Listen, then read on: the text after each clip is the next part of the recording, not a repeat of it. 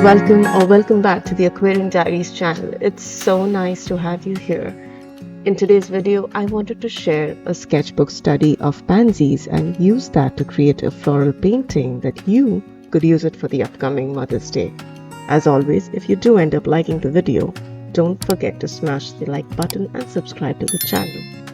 And to see more of my art, don't forget to drop by my Instagram and say a hi.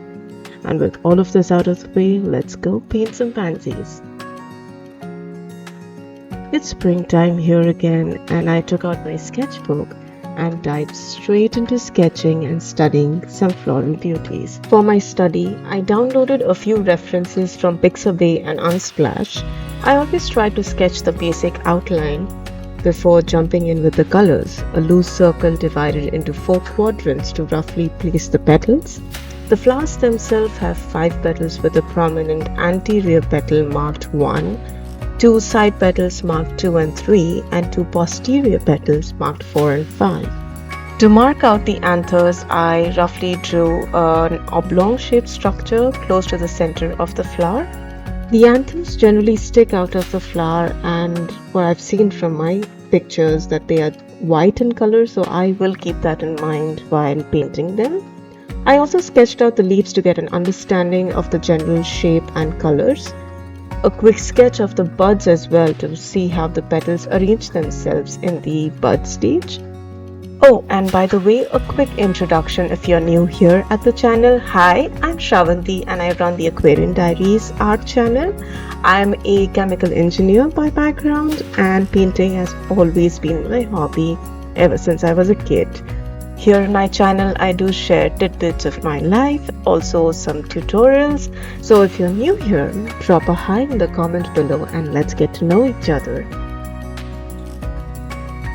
A few more graphite line marks and then we can move on to the fun part. Let's get painting. I wanted to use watercolors as these flowers had such interesting color blends. I used both the wet on wet technique as well as the wet on dry technique, as you will see later in the video.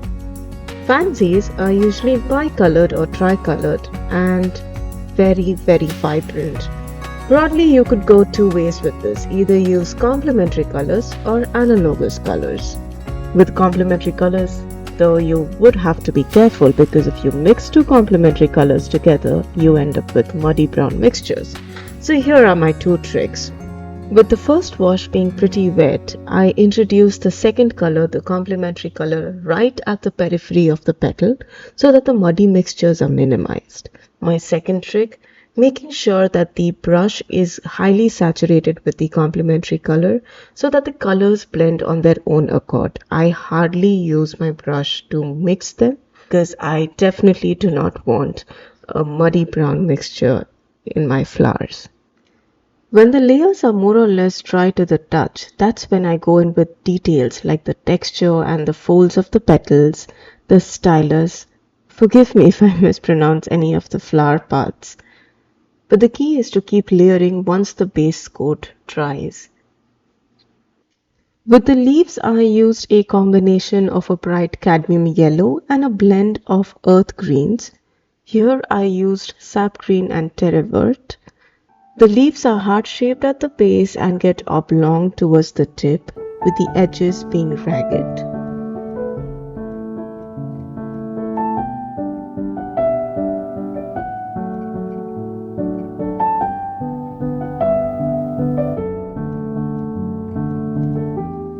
With the second pansy, I tried the analogous colors which are next to each other on the color wheel.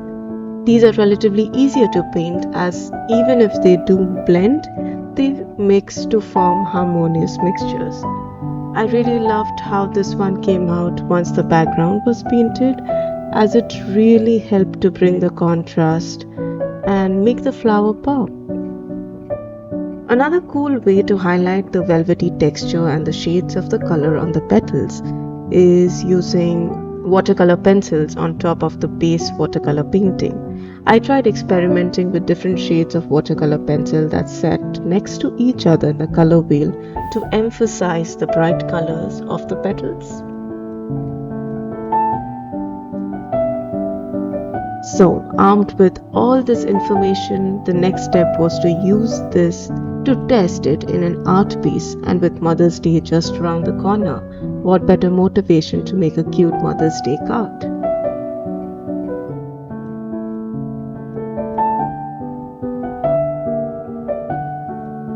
Here I used 100% hot pressed watercolor paper, but any mixed media paper or cold pressed paper would do.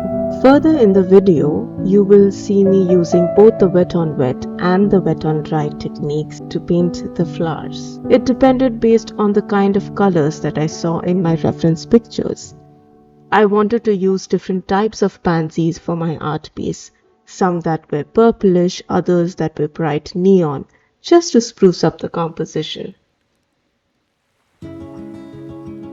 I interchangeably used a thin number 2 brush and a number 6 brush for my flowers. It was really helpful to use brushes that came to a point.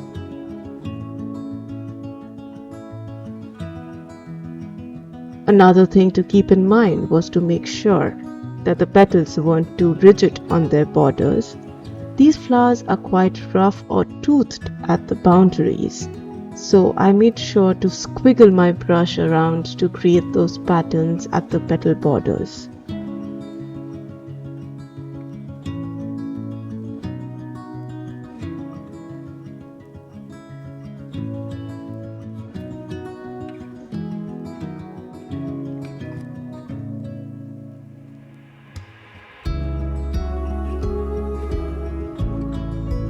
The next few minutes I used the same techniques to complete painting all the other pansies in my art piece. So sit back, relax and enjoy as these pansies come to life. I really enjoyed painting each one of them, each one unique in their composition. Each one turned out so brilliant once all the colors came together. It was such a lovely time painting them.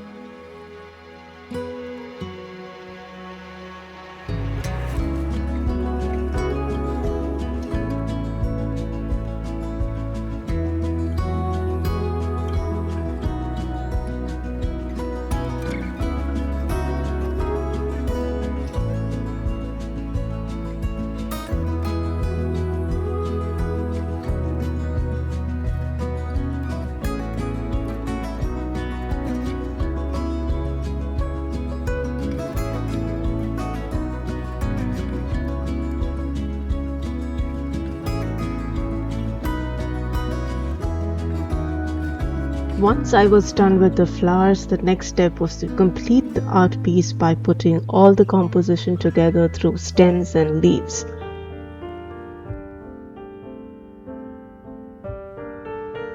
I didn't want to put too much details on my leaves, just give a suggestion of the basic shapes and colors.